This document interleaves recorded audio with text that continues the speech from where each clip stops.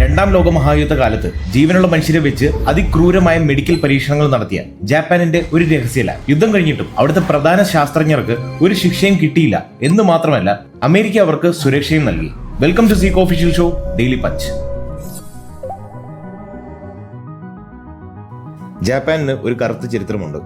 1930കളുടെ അവസാനം ചൈനയിലെ ഹാർബിൻ എന്ന പ്രദേശം ജപ്പാൻ പിടിച്ചെടുത്തു. അവിടെ അവർ അതീവ രഹസ്യമായി നിർമ്മിച്ച ഒരു വമ്പൻ റിസർച്ച് കോംപ്ലക്സ് ആയിരുന്നു യൂണിറ്റ് 731. ഷിറോ ഇഷി എന്ന ക്രൂരനായ ജനറലായിരുന്നു ഇതിന്റെ തലവൻ. ചൈനീസ് റഷ്യൻ തടവുകാരെയാണ് ഇവർ പരീക്ഷണങ്ങൾക്കായി ഇവിടെ കൊണ്ടുവന്നിരുന്നത്. ഇവിടുത്തെ ശാസ്ത്രജ്ഞർ തടവുകാരെ മനുഷ്യരായിട്ടല്ല കണ്ടിരുന്നത്.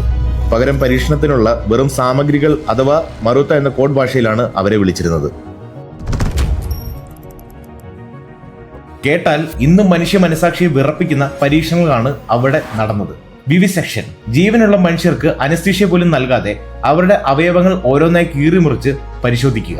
അനസ്തീഷ്യ നൽകിയാൽ ശരീരത്തിലെ കെമിക്കലുകൾ മാറും, അത് പരീക്ഷണത്തെ ബാധിക്കും എന്നായിരുന്നു ഇവരുടെ വിചിത്ര ലോജിക്കുകൾ. ജൈവായുധ പരീക്ഷണം, പ്ലേഗ്, കോളറ, വസൂരി തുടങ്ങിയ മാരക രോഗങ്ങളുടെ വൈറസുകൾ മനുഷ്യരിൽ കുത്തിവെച്ച് അവർ എങ്ങനെയാണ് മരിക്കുന്നതെന്ന് ഇവർ നോക്കി നിന്നു. നമ്മുടെ നാട്ടിലെ റബ്ബർ തോട്ടങ്ങളിൽ പ്രാണികളെ നശിപ്പിക്കാൻ കെമിക്കൽ അടിക്കുന്നത് പോലെ ചൈനയിലെ ഗ്രാമങ്ങളിൽ ഇവർ ഇൻഫെക്റ്റഡായ ഈച്ചകളെ ചെറിയ പ്ലെയിനുകൾ വഴി താഴ്ന്നു പറന്ന് ഗ്രൗണ്ടിലേക്ക് വിതറി ലക്ഷക്കണക്കിന് സാധാരണക്കാരെ കൊന്നൊടുക്കി. ഇതുകൂടാതെ കൊടും തണുപ്പിൽ മനുഷ്യരെ നിർത്തി അവരുടെ കൈകാലുകൾ ഐസ് പോലെ ഉറപ്പിച്ചു. പിന്നീട് അത് ചുറ്റികൊണ്ട് അടിച്ചു പൊട്ടിക്കുക, മനുഷ്യ ശരീരത്തിലേക്ക് മൃഗങ്ങളുടെ ചോര കുത്തിവെക്കുക തുടങ്ങിയ വിനോദങ്ങളും അവിടെ നടന്നു. 1945 ജപ്പാൻ യുദ്ധത്തിൽ തോറ്റപ്പോൾ ലാബിലെ എല്ലാ തെളിവുകളും നശിപ്പിക്കാനും തടവുകാരെ മുഴുവൻ കൊന്നുകളയാനും ഷിറോ ഇഷി ഉത്തരവിട്ടു. എന്നാൽ അമേരിക്കൻ സൈന്യം ഈ ലാബിനെ കുറിച്ചുള്ള വിവരങ്ങൾ കണ്ടെത്തി. പക്ഷെ അമേരിക്ക ഈ ക്രൂരന്മാരായ ശാസ്ത്രജ്ഞന്മാരെ തൂക്കിലേറ്റുകയല്ല ചെയ്തത്. പകരം അവർ ഒരു രഹസ്യ കരാർ ഉണ്ടാക്കി. മനുഷ്യരെ ജീവനോടെ വെച്ച് നടത്തിയ ആ അമൂല്യമായ മെഡിക്കൽ ഡേറ്റയും ജൈവായുധ രഹസ്യങ്ങളും അമേരിക്കയ്ക്ക് കൈമാറണം. പകരം യൂണിറ്റ് 731 ഒരു ശാസ്ത്രജ്ഞനെ പോലും കോടതിയിൽ വിചാരണ ചെയ്യില്ല.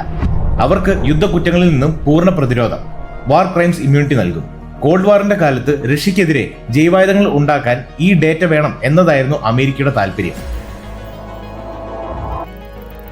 ചുരുക്കത്തിൽ ലക്ഷക്കണക്കിന് മനുഷ്യരെ അതിക്രൂരമായി പീഡിപ്പിച്ചു കൊന്ന ഷിറോ ഇഷിയും കൂട്ടരും യുദ്ധത്തിന് ശേഷം ജാപ്പാനിൽ വലിയ വലിയ മെഡിക്കൽ കമ്പനികളുടെ സിഇഒമാരും പ്രൊഫസർമാരുമായി സുഖമായി ജീവിച്ച് മരണപ്പെട്ടു. ഈ പരീക്ഷണങ്ങളുടെ പല ഫയലുകളും അമേരിക്ക ഇന്നും അതീവ രഹസ്യമായി സൂക്ഷിച്ചിരിക്കുകയാണ്.